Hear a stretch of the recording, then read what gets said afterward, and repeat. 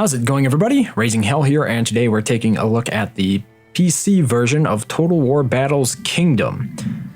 Now, this game has been in development for the past couple of years and was more recently released earlier this year on both PC and tablets and phones, both for iOS and Android, and you can currently play them on those devices. I personally wouldn't recommend a phone because it's a bit difficult to control, but it certainly works on a tablet just as well as it does on a PC, but I'm using a PC to play this simply for convenience. I have covered this game a couple of times before, so what you might wonder brings me to cover it again. Well, the other couple of times I covered it, it was not it was still in beta at the time, and I did not have quite as full a grasp on the game. Now, overall, there are not as many players playing this game as there are, for example, playing Stronghold Kingdoms. So overall, there was like a peak players, 283 peak players yesterday, let's say, on Steam. Now, that does not necessarily mean that there are no players on mobile or that the players on mobile are the exact same players as the ones that are on Steam. I highly doubt that's the case. But let's get into some of the more unique aspects of this game, because I know there was a lot of controversy, I guess you could say, among diehard fans of the Total War franchises, because it's not a true Total War game. So what are some of the more unique aspects of it? Well, it is very tile-based. As you can see, you can select various tiles here. Select the merchant style, we can collect that. And it is time-based. So in other words, it's much like Stronghold Kingdoms if you've played it. Worker lost, upgrade your castle. You build stuff and it takes time to upgrade. Let's see if we can upgrade something here. We can choose to upgrade this blacksmith. I think what we want to upgrade instead is like a barracks. Can we upgrade this? Here we can upgrade this building, this barracks, to level 2. It's going to cost us 12,000 silver and 1,200 silver and 1,800 food. So upgrade that, and as you can see, it takes 4 hours, but you can complete it for silver. Now, silver is easy enough to earn. You earn it from blacksmiths like that, you earn it from taverns, and you earn it from a couple of other things, mostly just battles, but you can also buy it. This has been changed from the beta version of the game. Back then, it actually cost gold to upgrade or to speed these things along, and that actually cost a lot more to, usually you would get it by actually going ahead and exchanging actual money for the gold. So this was a nice little change because it made it a lot more possible for players who just played the game a lot to progress further in it. They didn't have to wait around as long, simply because you're now able to use silver, and silver can be gained simply by playing battles. A lot of silver. If we go to the battle missions here, go to missions. Right now, all these are fairly easy, so apparently I can't get any silver from it, so I'd have to change my army composition. Let's kick out a few units, and this might do it. I'm going to go to the missions again. Yes, now you can see it's normal, and the main reward here is 120 silver. For the brutal difficulty one, it's 480 silver, and for the insane difficulty one, it's 720 silver. So as you can see, silver is pretty easy to come by, which is why this was a great change. So in other words, you don't have to wait for a long time for buildings to finish building, essentially, to actually start using them. And that is a great change for any player who's actually looking for this game to be a little bit more free to play. And I think the business model is overall fair. You get a daily reward every time you log in. It's a tribute of 2 gold. So in other words, that is the main way you can earn gold. My workers are being lost here. Let's add some craftsmen to this blacksmith. And we add 3, and it will produce, it's going to produce silver with a chance of gaining gold. Otherwise, you're just mostly collecting resources around the land. So in other words, in an ordinary day, what I would be doing here, I choose to fell those trees there. I have several of these woodcutter huts around the place. I just go around choosing to fell these trees that are currently ready for harvesting, collecting resources around the map as I see fit. Here we have some lumber, some deadwood. We can collect that. Tell the farms to harvest, simply like that. We can shear the sheep. And what else? Here's another woodcutters. We're going to cut that. We have a lot of woods around here right now. So it's a lot of this. You will see there's going to be a lot of collection in it. And this makes it a little bit more like, I suppose, Clash of Clans than Stronghold Kingdoms. I know a lot of people follow me because of my playthroughs of Stronghold Kingdoms and guides on it and stuff.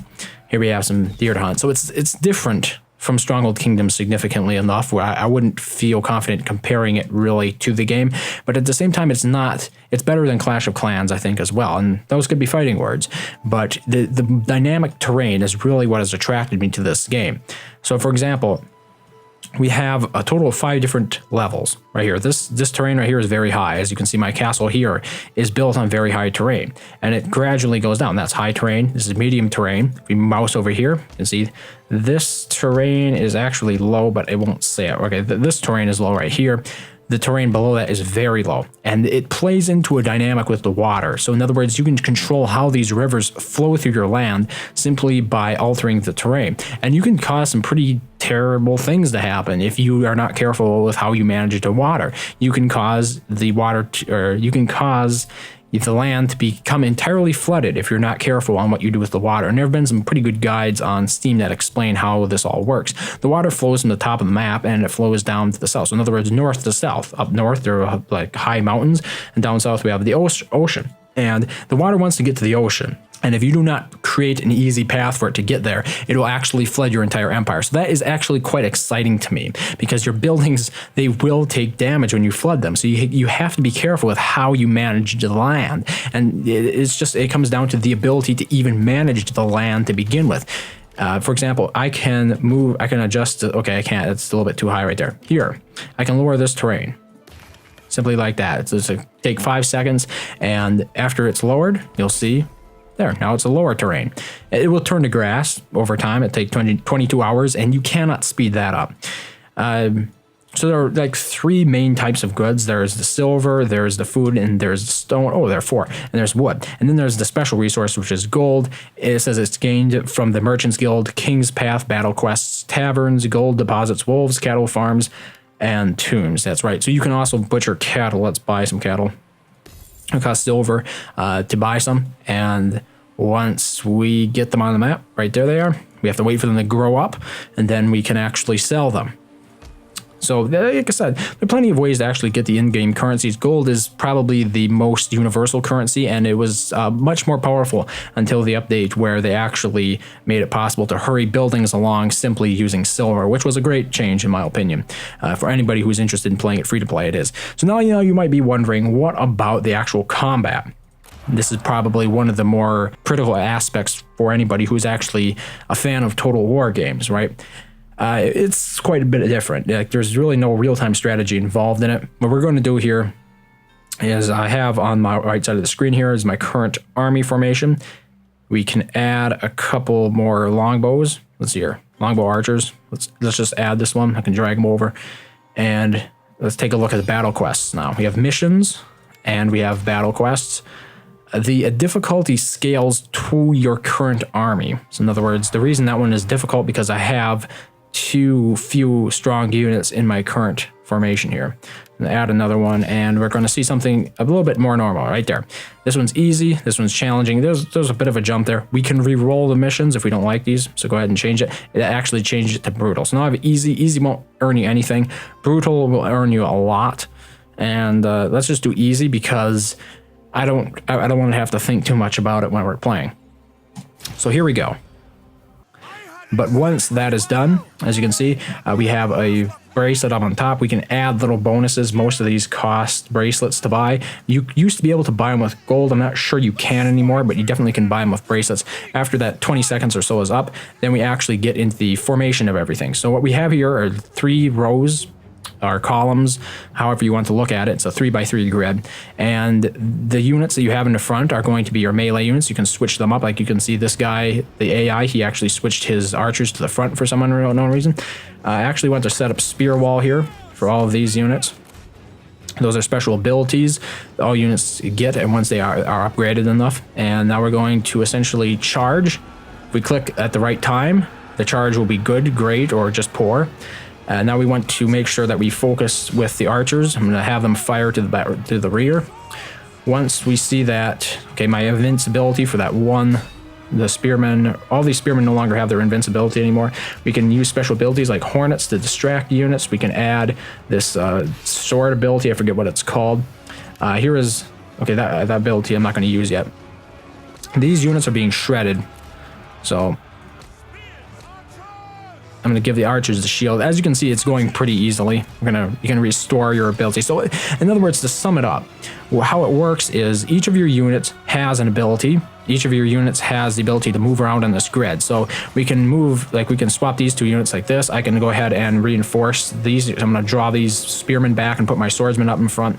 As you can see, one of my units of archers or spearmen are actually killed. So once you have all of that, it's a grid of 3x3 with a total of 9. You gain no experience from easy battles, as I mentioned, and it makes it a lot more controlled in terms of the gameplay. Like, I do not necessarily disagree with it. I think it definitely makes the overall experience easier. But I think that's a good thing in a mobile game because, in general, you want the battles to stay short. You don't want to have a battle that drags on for 20 minutes like a lot of the regular Total War games that can happen. This is a kind of battle you can get in and out. If you recall, like Clash of Clans, it sort of has that battle formula where a match will probably take like 3 to 5 minutes. It does not take very long to win a battle. Even the more protracted ones, like the ones that are going, that was an easy battle, as I mentioned. There weren't many units to kill, so it didn't last very long. Right there, I completed the quest, and right now my lord leveled up, and you get different, and most of this stuff is just cosmetic stuff, but there are also some heroes that you can acquire as well. I forget where do we go to see that, right over here. They're called masters, and you can assign them the different stuff. Apparently I fulfilled, no, I haven't fulfilled any. I just unlocked another one apparently. But I mean, the combat, I think it is good for what this game is going for. A lot of diehard Total War fans don't like it because it is a lot more streamlined. It's fast paced. It forces you to play through within a reasonable amount of time for anybody who would be mobile. So the game is definitely oriented. It is designed with mobile, like a mobile lifestyle in mind, because you're not going to have to be dedicating 20 minutes of your time to a match or to a battle.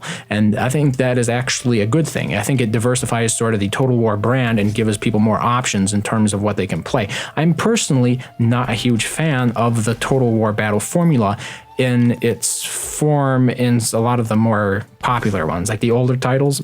I actually have not played the newer ones, so I can't attest to anything there. But this is based off of my personal experience with the game, and what has happened is the current loose formation style, if you're not good at actually fighting battles, like I'm not very good at it, and what will happen then is you might end up chasing a group of enemy soldiers all around the map. You know, it's just, I waste half of my time in the battle just chasing enemy soldiers who are fleeing but don't leave the map. Maybe it was a bug, but it seemed to me this happened more than once. It's been a while, like I said, since I played it. But that was what I didn't like about it, and that's what I like about the battle system in Total War Battles Kingdom, is it forces your units to fight. Either you're going to win or you're going to lose, and you're forced to do it within 5 minutes. And I think that gives players a lot of opportunity to make comebacks. Like right now my units are healing. Right there you can see, we can always spend gold to heal them immediately, but it only takes a couple minutes for them to heal as well. So it's not a big deal that it's not going to be waiting hours for your units to heal at all. And they all gain experience. Even if they get killed in the battle, they don't actually get killed in the main part of the game. They still gain experience if you're playing on, I think, anything besides the very easy difficulty that I just played on. And once you do that, you can upgrade them. So there's a lot more customization going on here with the units. If we go to upgrade for the spearmen, we have the current XP, we have the rank. As you can see, I have a skill right here, the spear wall, probably the best one. It protects from all charge and melee attacks for 20 seconds, so it essentially makes them invincible. So you need to time that ability at the right part. You can buy equipment for them, not the most useful stuff right there, but it mostly involves these upgrades. So in other words, you can click that, upgrade for 20 XP, done. Simple as that. You can also craft different goods, but this is a lot more intel. I would say the crafting system is one of the biggest reasons why you would actually want to spend money, because it's going to take you a long time otherwise to gather all the hides you need to actually craft quality gear for your soldiers. And you might need that if you want to hit the top of the player versus player leaderboard. And then we also can move on to the season system. So there are 4 seasons in the game, and they all bring their own unique flavor to the game. For example, in summer, water evaporates faster, beware of drought. Various buildings throughout your kingdom will produce different goods at different rates. And in winter, everything freezes over. So winter is always a good time to actually be remodeling your waterways. You can easily shape your waterways during winter because all the water turns to ice and you can just remove it without having to worry about it re-flooding that area that you just cleared out. And so the seasons actually matter in this game.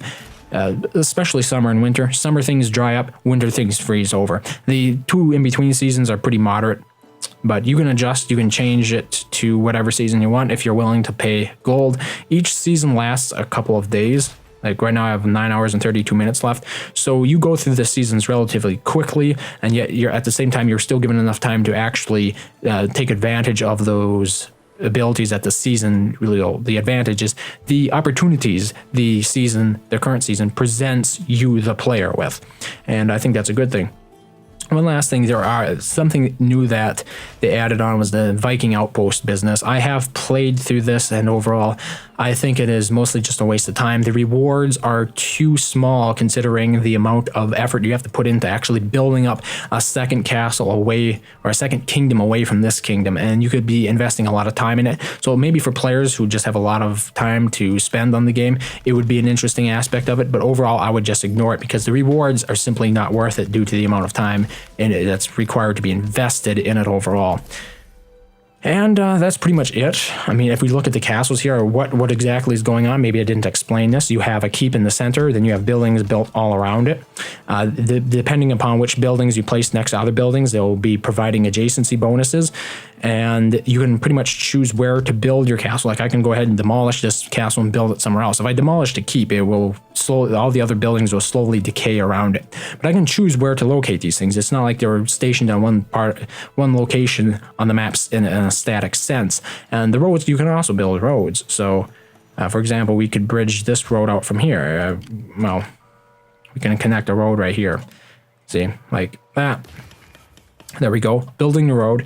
So there's a lot of customization, and I think this is what really sets Total War Battles Kingdom apart from a lot of the Clash of Clans clones. I'm very happy that it wasn't just another Clash of Clans game flavored for Total War. I think that was a very good move on behalf of Creative Assembly, but it's not going to be the kind of experience that a lot of die-hard Total War fans are looking for. So I understand that, but at the same time, it is a game that drew me in a certain amount because it had the cross-platform playability, and that is useful to some people. And also, it is much easier to get to grips with because of its relatively low learning curve. It's very easy to approach it.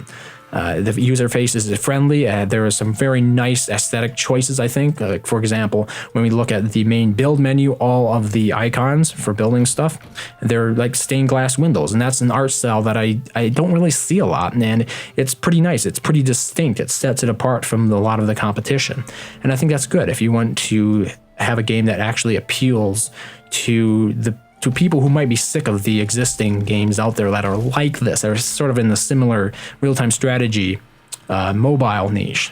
And you can play it on PC. And that is what I usually do because I prefer battles or battling on the PC, because when you're on a tablet, it's still a little bit gimmicky to actually be totally efficient when controlling your units. And that is one of the biggest weaknesses in general of mobile real-time strategy games. I think Total War Battles does a really great job of it, but it is it's really no match for the desktop versions of Total War. But anyway, those are just my updated thoughts on it. It's been about a year and a half now since I originally made a video on Total War Battles Kingdoms, and I just thought I'd give you an update on where I am with it, my current impressions of the game after that amount of time has passed, that year and a half. It's a considerable amount of time, and the game has changed since then, and I think it's changed for the better. So I think now is really as good a time as any to get involved in it. Obviously, the player base is not huge. So in other words, you might be actually spending a bit of time looking for matches, and that can be a problem. But overall, the single player is actually pretty solid. There are plenty of quests to keep you occupied. So if you're not really big into PvP, you might actually be able to overlook a lot of that system itself. But just be aware of that. There's not a whole lot of activity, at least at the time that I usually play the game. I admit I play a little bit late for my time zone. Anyway, that's Total War Battles Kingdom. Thank you very much for watching as always, and I hope to see you next time.